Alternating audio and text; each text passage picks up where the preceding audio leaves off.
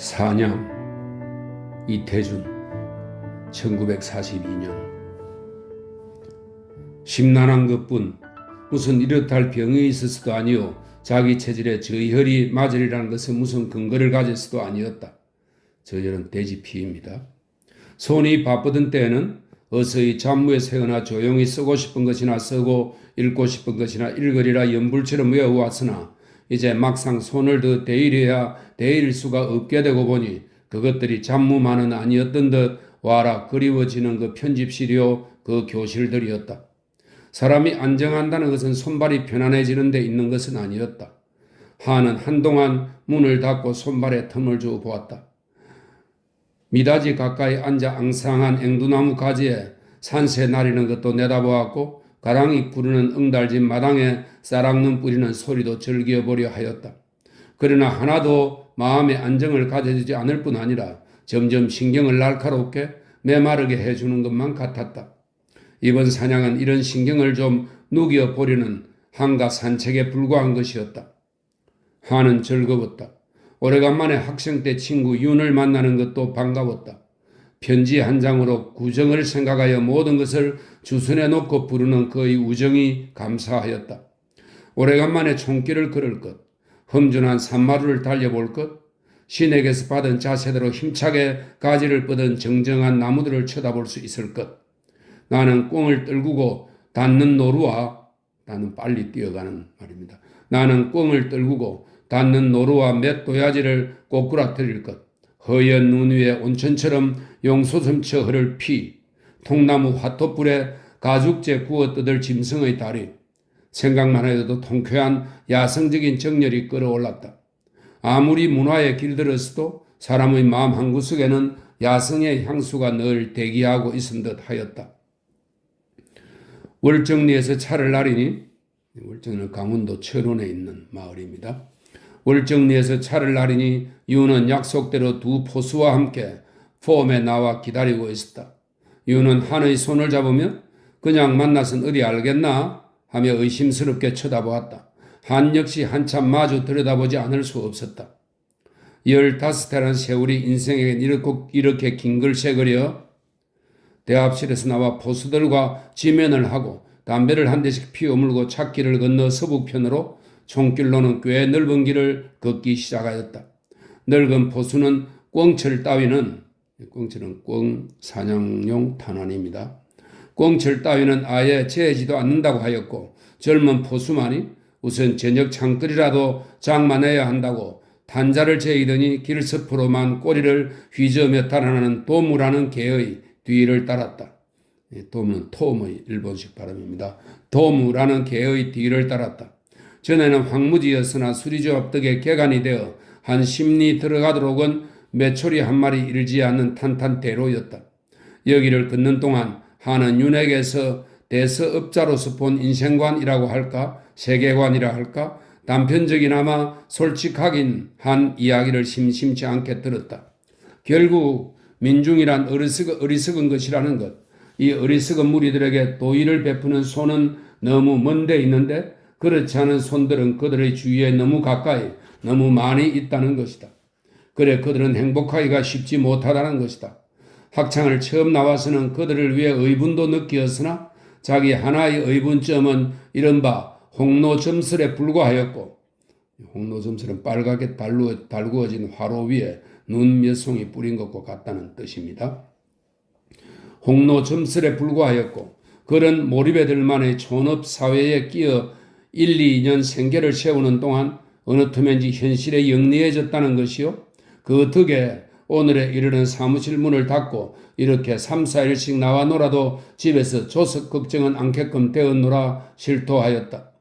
그리고 읍사람들은 너무 거대하고 촌사람들은 너무 무지몽매하다는 것을 몇 번이나 한탄하였다. 차츰 10개 눈이 깔린 산길석이 가까워졌다.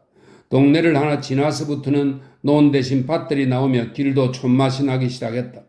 꼬리가 점점 긴장해지던 도물한 놈이 그루만 남은 콩밭으로 뛰어들었다. 사람 눈에는 아무것도 보이지 않는데 개는 코를 땅에 붙이고 슬슬 매암을 돌면서 매암은 매음을 돈다는 매음의 본말입니다. 슬슬 매암을 돌면서 내음을 해나간다. 젊은 포수는 총을 바로잡고 바짝 따라선다. 일행은 길 위에 서서들 바라보았다. 불과 5, 60부 안에서다.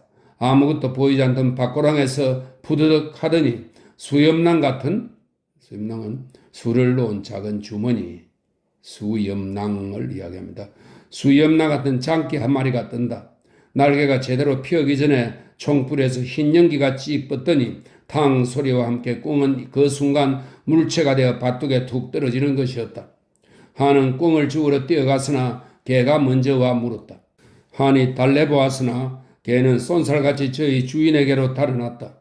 주인이 꽁을 받으니 개는 주인의 다리를 제 덩어리로 문대가며 끙끙대며 기고 뛰고 하였다. 주인에게 충실하게만 한 것이 아니라 제 공을 되도록 크게 알리려는 공리욕도 개의 강렬한 근성인 듯 하였다. 꽁은 쭉지 밑에 피가 좀 배어 나왔을 뿐 그림같이 고요해 있었다. 푸드득 공간을 파도를 치더하며 세차게 날던 것, 어느 불꽃이, 어느 솟는 새함이 그처럼 싱싱한 생명이었으라마는 탕 소리 한 번 순간에 이처럼 모든 게 정지해버린다는 것, 분수 없이 허무한 것이었다. 아무튼 사냥 기분은 이 장기 한 마리에서부터 호화스러워지는 것 같았다. 장산은 크고 웅장한 산입니다. 장산들은 아직도 아득하더니 여기서도 시올이나 들어갔어야 이들의 근거지가 될 동네가 나타났다. 이발소가 있고 여인숙이 있고 주재소까지 있는 꽤 큰 거리였다. 떳떳한 갈자리방에 간소한 여장들을 끌고 우선 꿩을 뜯고 국수를 누르게 하였다. 한은 시장했기도 했지만 한 산길석에서 자란 때문일까? 꿩과 모밀이 그처럼 제격인 것은 처음 맛보았다. 점심을 치르고 나니 해는 어느덧 산머리에 노루꼬리만큼밖에 남지 않았다. 여기서도 오리는 올라가야 해마다 해보와 모리에 익숙한 사람들이 있는 산마을이 있고 그 마을 뒷등부터가 곧 노르며 맷도야지며 때로는 곰까지도 나오는 목이 산갈피마다 무수히 있어 대여섯 동안은 날마다 새 골짜기를 떨어볼 수 있다는 큰 사냥터라는 것이었다. 몰입꾼을 막히려는 어떤 일을 하기로 미리 정하려 이 말입니다. 몰입꾼을 막히려 늙은 포수만이 윗마을로 올라가고 한과 융과 젊은 포수는 거리에 남았다. 꿩은 해가 질 무렵에도 나리는 것이라고 이들은 다시 꿩 사냥을 나섰다. 과연 도무는 낮에보다는 꿩을 흔하게 퉁기었다. 총은 한 마리나 혹은 두 마리인 경우에는 어뢰 하나씩은 떨구었다. 그러나 10여 마리씩 때로 몰리는 데서는 개와 총이 사정 안에 들어서기 전에 어느 한 놈이고 먼저 날았고 한 놈만 날면 우르르 따라 날아버렸다. 어둑스레서 거리로 들었을 때는 눈발이 부실부실 날리었다. 기름진 까투리며 장기며 5마리나 차고 들고 신등에 눈을 틀며 남포불 빤한 촌방에 들어서는 정취엔 한은 도에 남기고 몇 친구가 그리웠다. 발을 씻고 불도를 제쳐놓고, 불도는 화토불이 쉽게 사위지 않도록 눌러놓는 돌입니다. 발을 씻고 불도를 제쳐놓고 쌀이 나무 불에 말리고 꿩을 볶아 저녁을 먹고 주인집 젊은이를 불러내어 국수 내기 화투를 치고 자정이나 되어 이가 서린 동치미국에 꿩과 모밀의 그 깔끄럽고도 미끄러운 밤참을 먹고 밤국수 먹으러 혹은 밤낙수질 다니다가 혹은 딴 동네 처녀에게 반해 다니다가 도깨비한테 홀리던 이야기로 2시가 넘어서야 잠들이 들었다. 눈들이 부성한 이튿날 아침은 술 먹은 뒤처럼 머리가 터분하고 속이 쓰렸다. 하는 그것이 도리어 심리적으로는 구수하였다. 꿩 한 자웅에 4원이 넘는다는 말을 들으니 더욱 진작 이런 촌애와 밭날갈이나 장만하고, 밭날갈이는 며칠 동안 갈아야 할 만큼의 큰 밭을 말합니다. 밭날갈이나 장만하고 총 허가나 받았다면 하는 후회도 났다. 자연 늦은 조반이 되었다. 눈은 겨우 발자국 날이만치 깔리었고 바람은 잔잔하여 사냥하기에는 받은 날씨라 하였다. 10시가 되어 윗마을에 닿았다. 가랑가랑한 늙은 포수는 몰입꾼을 넷이나 다리고 7시서부터 길에 나와 선노라고 성이나 있었다. 이내 산으로 들었었다. 몰입꾼들은 덤성덤성 새를 두어 산기슬, 산낮은 허리, 중허리, 상허리에 늘어서고 포수들과 융과하는 산등을 타고 넘어 두 골짜기만에 가 목을 잡되 가장 긴 유한 목에 늙은 포수가 앉고 다음 목에 젊은 포수가 앉고 잘못되어 쳐지면 이리도 짐승이 빠질는지도 모른다는 목에 윤과 한이 섞기로 하였다.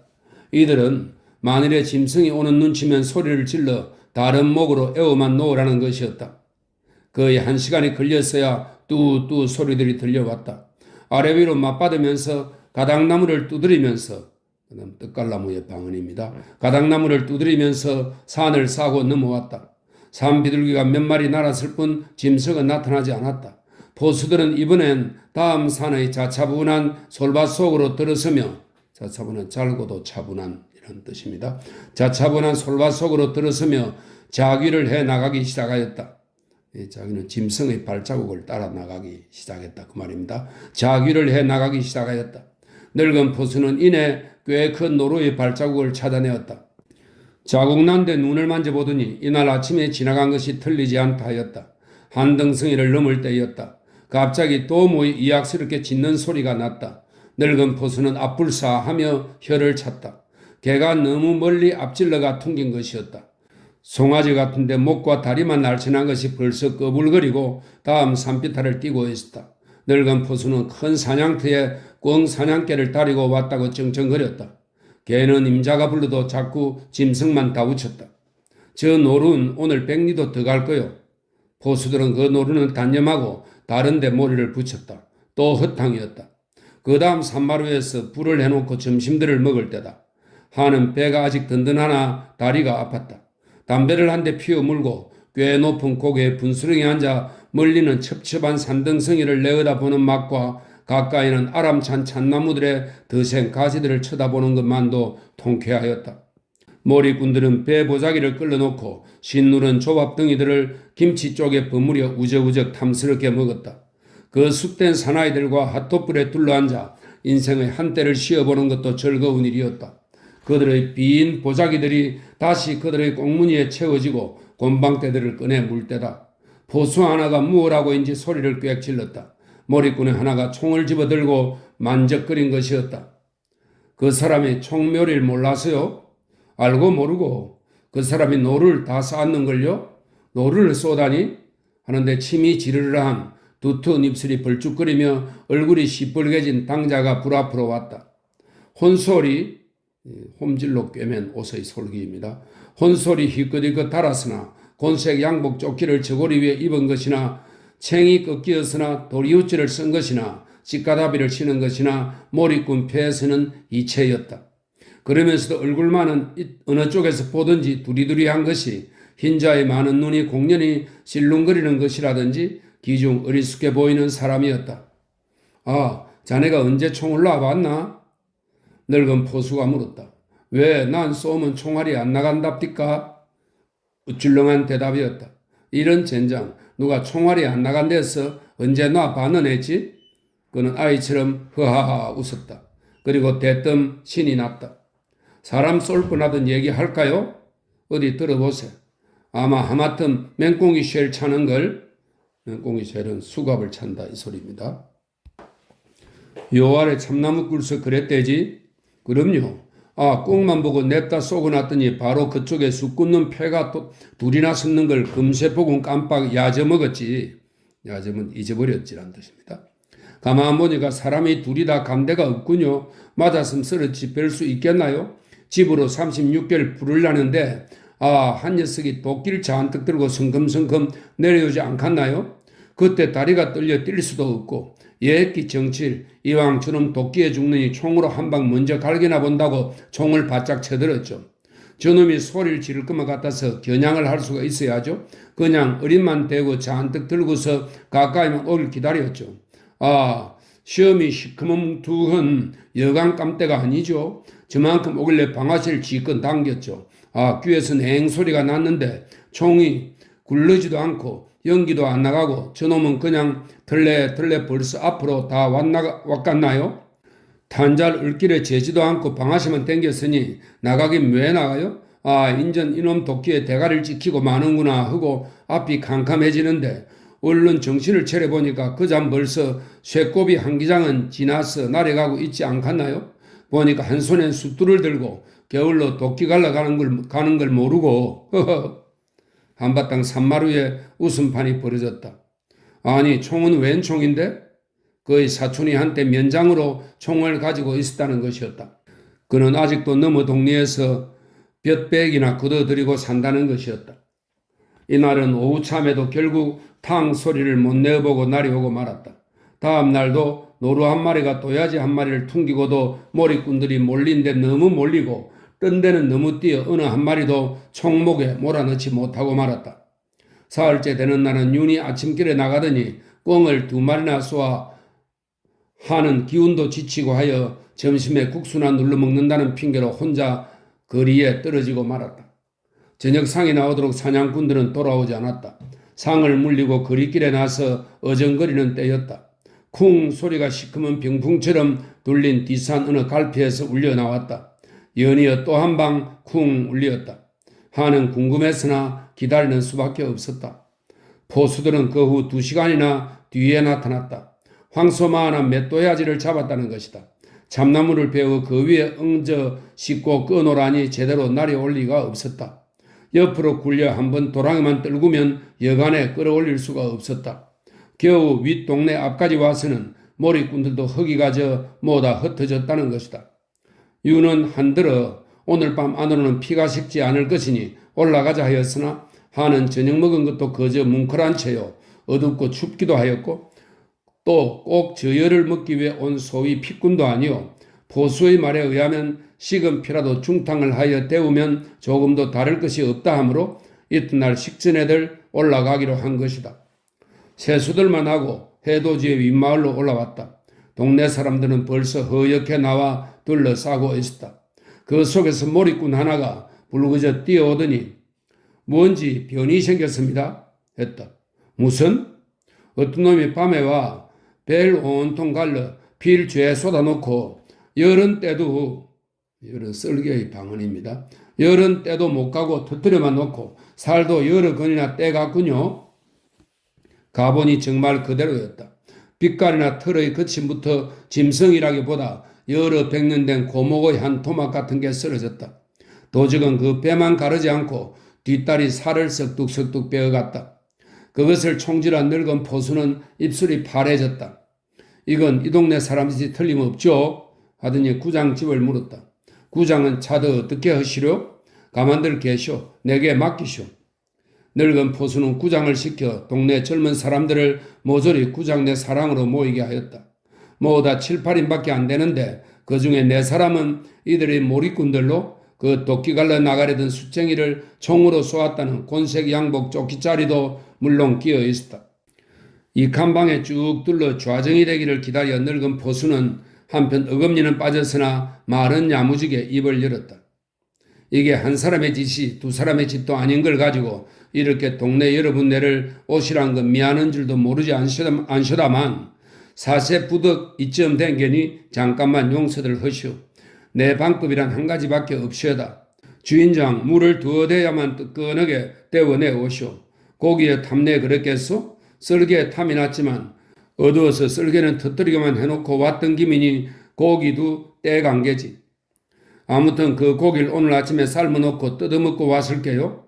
뱃속을 보선목이니 뒤집어 보잘 순 없을 게고 떡어 물에 손을 담그봄 고기 주무른 사람 손이면 뜨는 게 있음낸다. 좌중이 일시에 눈들이 서로 손으로 갔다. 모두 둘씩은 가진 손이었다. 모두 울퉁불퉁 마디들이 험한 손이었다. 선한 일이고 악한 일이고 시키는 대로 할 뿐인 죄 없는 손들이었다. 더구나 꾀로 살지 않고 힘으로 살기에 도해지 사람들의 발보다도 더 험해진 그 순박한 손들에게 이런 야박스런 모욕이란 생후 처음 들일 이 것이었다. 하는 한편이긴 하나 늙은 포수가 오히려 얄미웠다. 이 자리에 한 손도 그 죄의 기름이 떠는 손은 없기를 바랐다. 그러나 데운 물그릇이 나오기 전에 여러 사람의 시선을 혼자 쪼이는 손이 있었다. 곤색 양복 조끼의 손이었다. 깍지도 끼어보고 무릎 밑에 깔아도 보고 허리춤을 걸쩍거리도 보고 나중에는 완전히 떨리어 곤방대를 내어 담배를 담았다. 눈치 빠른 늙은 포수는 얼른 끼고 앉았던 화루를 내밀었다. 담뱃불을 붙이느라고 길게 빼인 고개가 어딘지 어색할 뿐 아니라 불에 갖다 대이는 대통이 덜덜 떨리었다. 늙은 포수는 버럭 소리를 질렀다. 저 사람이 담배를 붙여 뭘 붙여? 양복주기는 그만 입에서 놓쳐버린 곰방대를 화로에서 집느라고 쩔쩔 매었다. 늙은 포수는 온팡한 눈으로 그를 할퀴듯 쏘아보았다. 그만 양복조끼의 얼굴은 화로보다도 더 이글거렸다. 늙은 포수는 문을 열어 젖들이며 안으로 소리를 쳤다. 주인장, 물터에 내올 것도 없시다. 그리고 한 사람은 남고 죄 없는 분들은 하나씩 일어나 나가시오 하였다. 끝내 못 일어서기는커녕 고개도 못 들고 남아있는 것이 이 양복조끼였다. 늙은 포수는 어느새 철썩 그의 귀때기를 갈겼다. 결국 구장이 나와 자기 동네에서 생긴 불상사를 사과하였고 이쪽의 처분을 기다리노라 하였다. 늙은 포수에게서는 이내 계산이 나왔다. 피가 그 돼지연태에서 5사발만 나왔겠소? 소부라, 적게 잡아도 이 말입니다. 소부라 5사발 치고 50원 하고 쓸개가 어제 저 사람 제 입으로도 40원짜리 염려 없을 게라고 하였소. 40원 하고 뒷다리를 함부로 썰어놨으니 가죽이 못쓰게 되었지 않소? 가죽값 10원 하고 100원만 물어놓으시오. 오늘 이 지경 됐으니 사냥을 잊게 됐소. 오늘 하루도 우린 손해요. 참 손해가 많으시군요. 허나 이 사람이야 단도 10원을 해낼 주제가 어디 되나요? 요 놈의 이 사람 사촌이 한 분 계시니 내 너무가 의논하고 과히 억울치 않도록 마련하오리다. 아무튼 주제소에만 알리지 말고 내려가 기다려 주시기요. 늙은 포수는 주제소 말이 저쪽에서 나온 김이라 오후 3시까지 기다려서 소식이 없을 때는 주제소에 고소를 한다고 하였고 저 따위 덜된 녀석은 몇 해 까막소 밥을 먹여야 사람 구실을 할 거요 하고 얼렁매었다. 아무튼 도야지를 각을 떠 석짐이나 지워가지고 거리로 나려왔다. 식전에 십리길을 거는 속이라 뭐다 시장에서나 한 사람도 고기 맛이 있을 리 없었다. 뒷일은 늙은 포수에게 맡기고 한과 유는 젊은 포수를 다리고 꽝사냥을 나갔다가 어스름했어야 돌아와 보니 일은 더욱 상스럽지 못하게 번져 있었다. 양복조끼의 사촌형이 돈 30원을 주며 이 돈만으로는 포수가 들을 리가 없으니 또 주제소에서도 소문으로라도 벌써 모르고 있을 리 없을 것이니 주제소로 가서 때리는 대로 맞고 그저 죽을 때라 잘못했노라 하고 이 돈 30원 밖엔 해놓을 수가 없으니 이 돈으로 무사하게 처분해달라고 빌라고 일러보냈는데 돈 30원을 넣은 양복조끼는 주제소로도 포수에게로도 나타나지 않았다. 밤이 이석에서는 그가 월정리 역에서 어디로 가는 것인지 차표 사는 것을 보았다는 소문까지 퍼지었다. 사냥은 이렇게 마치고 말았다. 차가 창동을 지나니 자리가 수순해지는 바람에 한은 깜빡 들었던 잠을 깨었다. 집이 있는 서울이 가까워 온다. 그러나 한은 조금도 반갑지 않았다. 그는 생각하였다. 단돈 30원으로도 달아날 수 있는 그 양복조끼에게는 세상이 얼마나 넓으랴 싶었다.